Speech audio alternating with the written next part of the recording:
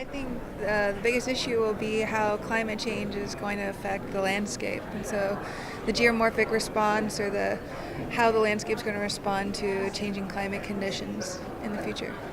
Certainly, this is actually something that I work on is coastal geology and sea level rise, climate change.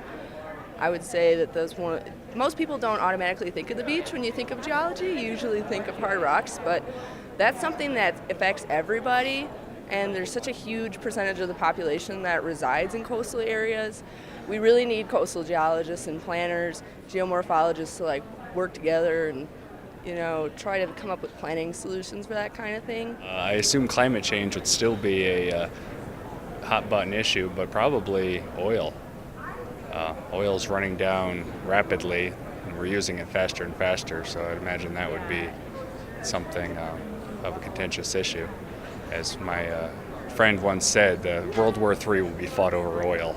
In 25 years, well, hopefully the issue of the wide gap between scientists and policymakers would be less, because right now that is a big issue. And as a planner, I come to these conventions because I have a background in science, but I'm working as a planner to try and close that gap. And the communication between the two sectors would be nice to work together to actually see some improvement in the policy that has natural science as a base for, the policy that's being made.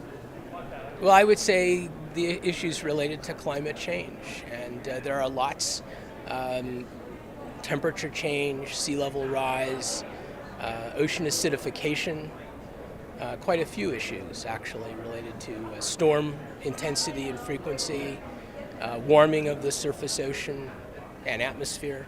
I think one of the biggest things is going to be involved with continuing to find enough hydrocarbons to supply to supply the lifestyle that we have developed, and certainly fracking is an issue, and knowing exactly what the environmental ramifications of that are going to be a big issue, I think, going forward.